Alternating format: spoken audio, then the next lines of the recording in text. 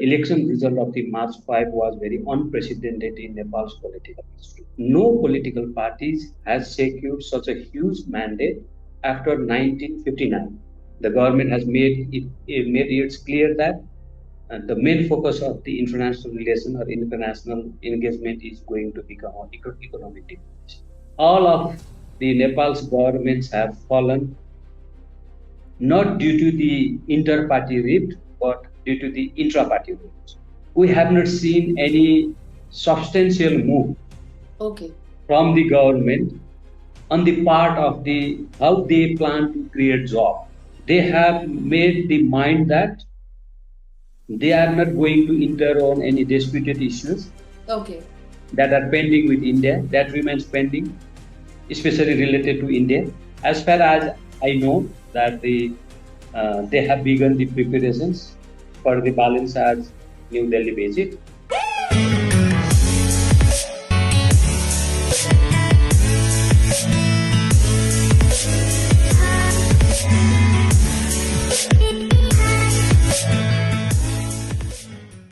18 years and 14 governments. None of the prime minister able to complete their own tenure. But अब एक महीने में एक ऐसी यूथ लेड गवर्नमेंट नेपाल में आई है जिससे कि वहां की जेनजी पॉपुलेशन को बहुत ज्यादा उम्मीद है चेंजेस की. इंडियन नेबरहुड में चल क्या रहा है? What is happening in a country which is now being led with one of the youngest prime minister, Mr. Balendra Shah, who took over 2026, and we have completed 1 month of his prime ministership.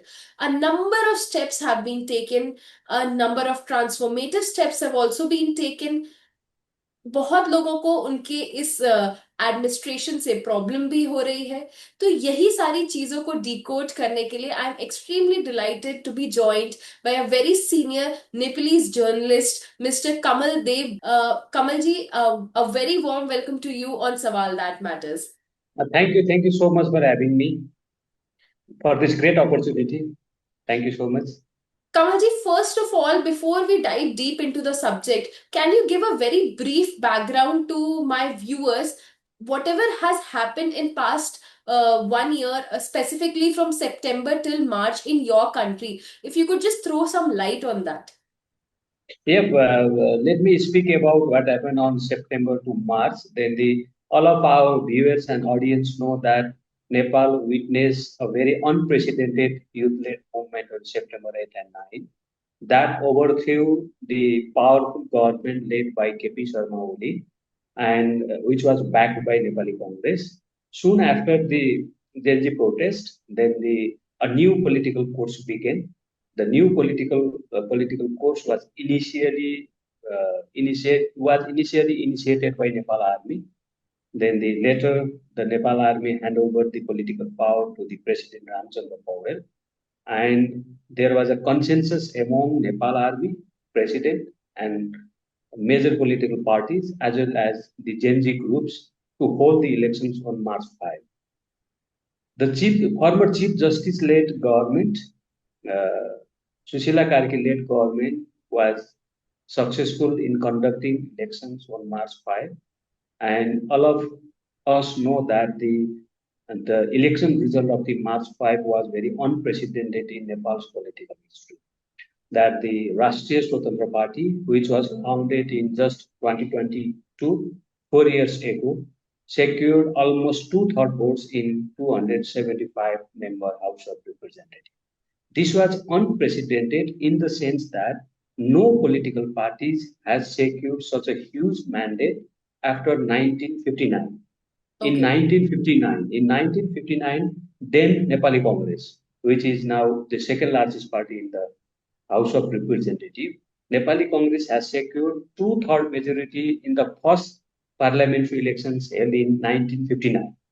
Okay. So as you said in the background that the Rashtriya Swatantra Party, senior Rashtriya Swatantra Party was able to secure almost two-thirds votes in the parliament, and its senior leader, Balendra Shah, who is at least youngest prime minister in Asia, at least in Asia, is in the power, and it has been almost 1 month since Balendra Shah came to the power, and briefly, I want to give the major issues that what are the major priorities of the Balanced. First is focusing on corruption control. Second is focusing on good governance. Third is focusing on service delivery. And the fourth one is he has given priority to the relationship with the international community based on the economic diplomacy. The government has made it clear that the main focus of the international relation or international engagement is going to become economic diplomacy. This is the tentative uh, overview of what happened from September 8-9 protest to present day. So, as you mentioned that the youth was frustrated, and it was the entire Gen Z protest happened out of the frustration which the youth had because of unemployment, because of the foreign interference in their country. एक महीना हो चुका है and एक महीने में two important ministers have already been, they are not there, they have resigned, they are gone. One of them was sacked and the other one resigned. आपको क्या लग रहा है कि बालेंद्र शाह क्या अपनी पार्टी में भी बहुत एक टाइट रोप वॉक कर रहे हैं? Yeah, it is absolutely true that the if you see the political history of Nepal, then we find that all of the Nepal's governments have fallen not due to the inter-party rift, but due to the intra-party rift. Yes. Every prime ministers, every prime minister face a very difficult task to coordinate with the party. Even now, it seems that there are media reports that there is not a better coordination between Prime Minister Balendra Shah and the party president Ravi Lamisani. It seems that Balendra Shah does not care much about the party affairs or party politics. He wants to act in an independent way. He has given a clear signal that he is not going to work under the influence of anyone, including his political party. That is why, if you look his activities inside the Rashtriya Prajatantra Party, he rarely attends the meeting of the Rashtriya Swatantra Party. Then he may have given message to the party president Ravi Lamisani that so you care about the party, you look, your duty is to manage the party. My Manage duty is day-to-day to affairs of the party. daily affairs. I focus on the government. He has given a clear signal that he's not going to work under the influence of the any political forces, including his party Rashtriya Swatantra. Okay. So also the resignation of the Home Minister, Mr. Gurung, it happened after KP Sharma only was arrested and then he was released by the Supreme Court. So since you are a very senior political observer and a journalist in Nepal, do you actually feel that KP Sharma only was rightly arrested for his role in the 2025 protest? Yeah, my observation is that when KP Sharma Oli was arrested, not a due process was followed. Okay. It was taken in a very you know in a very unsystematic way, I would call it. First, it was not it has not followed the due process, Okay. legal due process. He was arrested on the uh, midnight, and the actually the police was not prepared to file any cases because the high level investigation committee had just said that there should be further investigations on KP Sharma Oli and Ramesh Lekar to convict them on the criminal charges. So after 1 month, it has been more than 1 month, but police is yet to file case on KP Sharma Oli and Ramesh Lekar. It means that government was not fully prepared to file the cases, so that the case has become very weak. See, because they detained the KP Sharma only, but they failed to collect the evidences. Okay. Now the case is on pending. Okay. If if a better preparations has been made, government could have earned more credibility Okay. and the trust of the people. Now, uh, as the case is lingering, people think that uh, it was just a political grievance or it was just a political storm. Okay, okay. Since you spoke about people, my next question comes from there itself. What is the general mood of the Nepalese citizens? Because they have seen a massive change in the government from traditional parties to a very new party being led by a youth prime minister, young prime minister. So, what is the general mood of people in Nepal? Yeah, there is mixed reactions from the people. Then some people are saying that, see, the Balansa government has done a very good job. Then he arrested the KP Sharma Oli and Ramesh Lekar for making them accountable on what happened on September 8th. And the people are praising the government's move. Similarly, people are happy that the many high level people have been arrested on the corruption charge, the on the money laundering cases. And if you see the government delivery in the government services, there has been some marked improvement in some government offices. Uh, they have improved the service delivery in the government Okay. offices. But at the same time, if you talk with some critical youths who understand about the basics of democracy or who understand about the basics of the separation of power, all those things, who understand the concept of the rule of law, they somehow have a very critical view. Okay. Because they think that the Balendra Sai is yet to speak in the parliament. Hmm. He is not facing questions from the media. Hmm. And on the part of the transparency that the many government decisions has not been made public. Hmm. If you ask the common ordinary people, Hmm. they are happy that the government is doing good stuffs. Okay. But if you see from the point of view, if you talk with the critical mass who understand the The rule of law, educated. yeah, so there are broadly two views in the society about the performance of the parliament. Okay.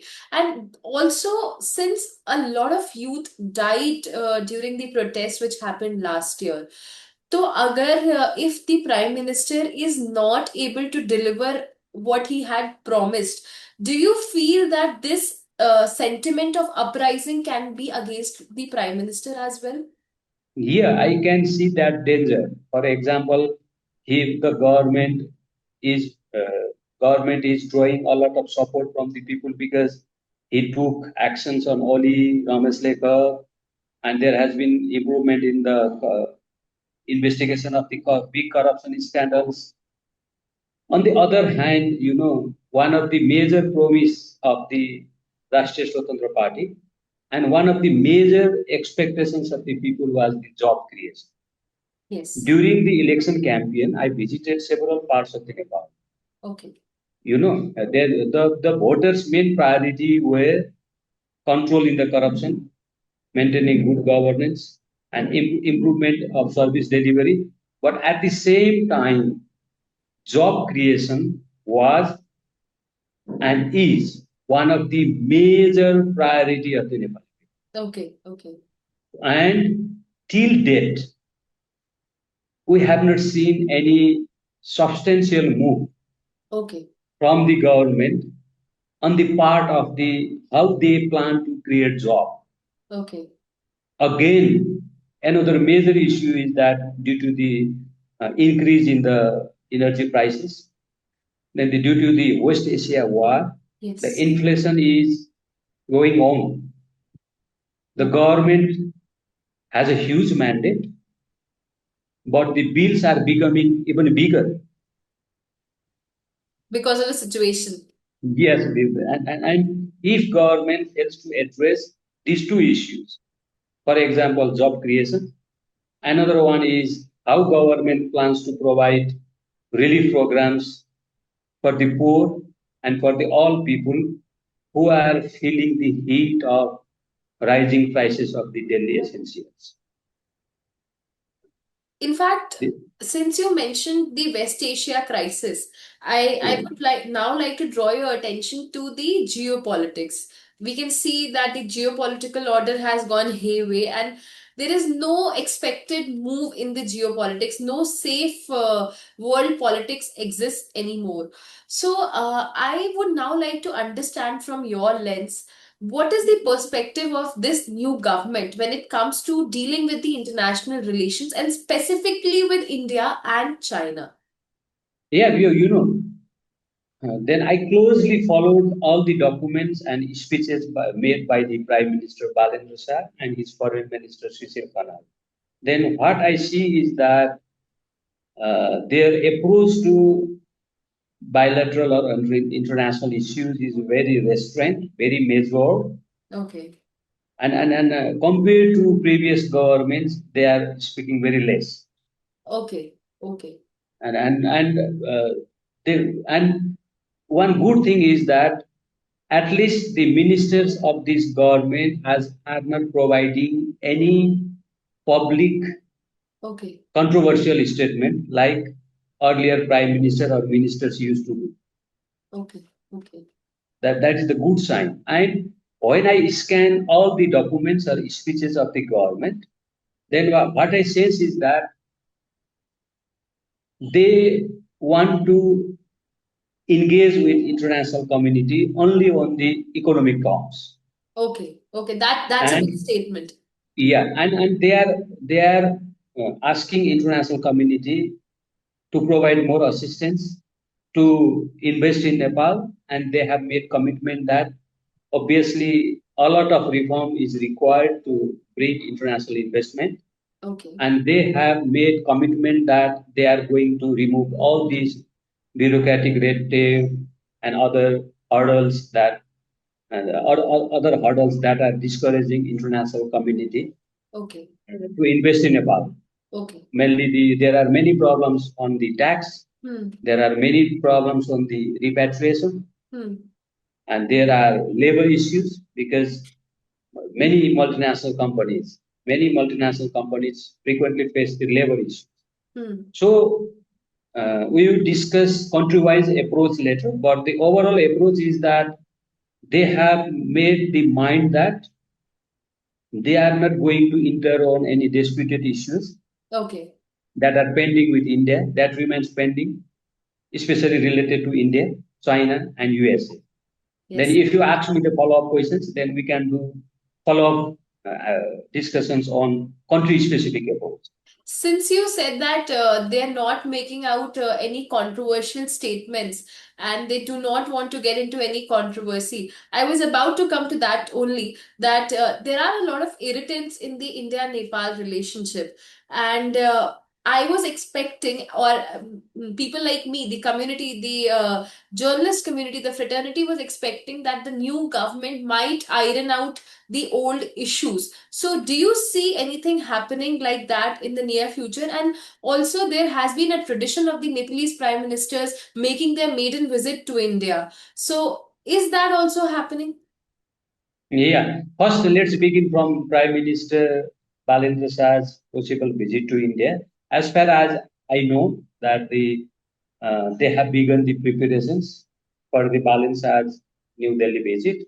Okay, And in my understanding, that the first both sides have agreed that they should uh, do extensive homework okay, at the foreign secretary level, at the foreign minister level, so that when Balendra Shah, who has a big mandate, visits the New Delhi, then some substantial progress should be made. okay, It should not be like a routine visit. Then in my understanding, Balendra Shah is obviously going to visit New Delhi. okay, But it may time because, in my understanding, then the Indian Foreign Secretary Vikram Misri is visiting Kathmandu to make the preparations. Similarly, there could be the visits at the foreign minister level. Okay. It might take time, but visit is going to happen, and the Valencia is highly likely to visit to begin his visit from India, like other previous prime minister, except few have done. Then, as far as some long-standing issues that remains between Nepal and India are concerned, my understanding is that both sides will agree to activate the diplomatic channel. Okay. They are likely to activate the already existing mechanisms which are responsible to look after the disputed issues. Okay. And I'm hopeful that the new government will not repeat the mistakes of the past, and the both sides will take diplomatic approach to resolve these outstanding issues. And there are expectations that there will not be more politicization of those issues. Okay. Okay. And when we come to China, because again, China, India, Nepal, this has been a major point of conversation. But what is the new government's approach towards China? From government side, if you see the election manifesto of the Rashtriya Swatantra Party, then the election manifesto of the Rashtriya Swatantra Party shows that uh, they want Chinese support mainly in the areas of the infrastructure development. Yeah, they have also mentioned about taking some consensual loan or grant from the China. Okay. That is what their election manifesto says. But I don't see any clue from the Prime Minister, Ministry of Foreign Affairs, or Foreign Minister on how they are approaching the relationship with China. Okay. Okay. Till now, what has happened is that soon after the formation of the government, the Chinese ambassador in Kathmandu has become so active. Then he has already met all ministers. Okay. And Chinese side is coming up with the proposals that the areas on which they want to cooperate with Nepal. In conclusion, Chinese approach is that Chinese side has already informed Nepal government Okay. about the areas on which they can support the people. Okay. And they have also strongly given the message about their core interest in Kathmandu, including the security concerns. Okay. So I think now on the part Chinese will respond. The further Chinese response will depend on the response from the Kathmandu. That is what I sense. Okay. Because I closely followed the interactions between Chinese ambassador and ministers. Okay. Then when Chinese minister met the education minister, he has clearly laid out that laid out the areas on which China is going to support. Okay. At the same time, in the meeting with finance minister, Chinese ambassador has clearly talked about the investment climate for the Chinese companies, or the other areas on which two countries can support. For example, Chinese ambassador has told the finance minister Sonim Ogli that the Nepal government should take initiatives to establish Chinese the branches of the Chinese banks in country. Okay. Then, if you prepare a point, then I have prepared a point that in all meetings, Chinese has laid out at least 15-20 points. Okay. The areas where they want to collaborate with Nepal. Okay. Okay. Lastly, Kamalji, since we are progressing towards the end, we are doing this podcast on the occasion of 1 month of completion of the newly formed government in Nepal. So I would request you to give a message to your people, to the Nepalese people, and also to the people of India. How do you sense the future of Nepal under the new government?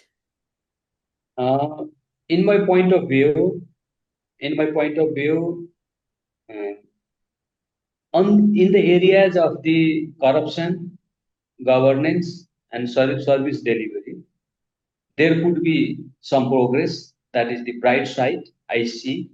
But at the same time, I'm doubtful that the Okay. government would properly handle the economy. Okay. Uh, a core look at the performance of the 1 month doesn't provide much clarity. Okay. I think we have to wait at least for 100 days Okay. Okay. to make any guess to make any guess about the future path or the future course of this government. Okay. Okay. It was actually a very eye-opening conversation with you and very enlightening one also for me to know about Nepal and what is happening inside Nepal. Thank you so much for sparing your valuable time and joining us for this special episode today. Thank you so much for providing me this opportunity.